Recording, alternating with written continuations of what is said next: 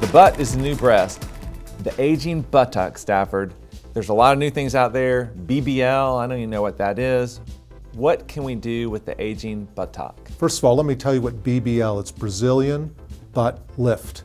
So that is more for a younger buttocks that wants more volume. We put fat in, it works. So what can you do for an aging buttocks, not one that just needs a little bit of a lift but with excess skin? You can get rid of the skin, you can add more volume, you do a little of both, and it's not the greatest outcome, I don't believe. What do you think?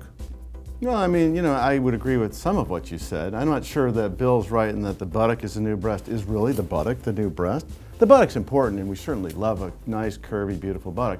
And I think that to your point, obviously you tailor the solution for the patient. Someone who's got an aging buttock. What is an aging buttock? Sagging, loss of It's an old buttock. That's what aging is. Sort of wrinkling, kind of dangling down. Right. But an aging buttock could be just a flat buttock.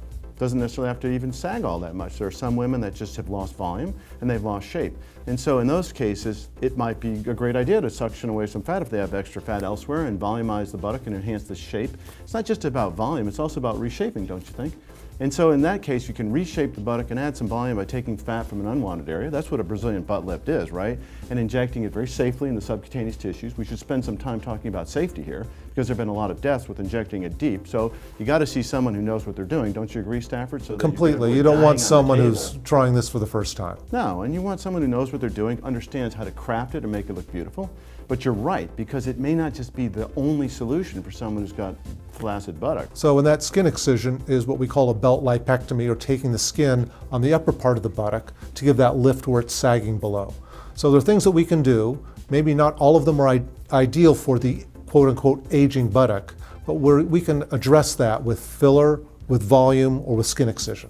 Tell us about buttock augmentation with implants. Do you ever use them? Should we ever use them? Is that something we should be considering as plastic surgeons? I think as a last option for volumization of the buttocks, it can work. It's problematic. The recuperation is very long.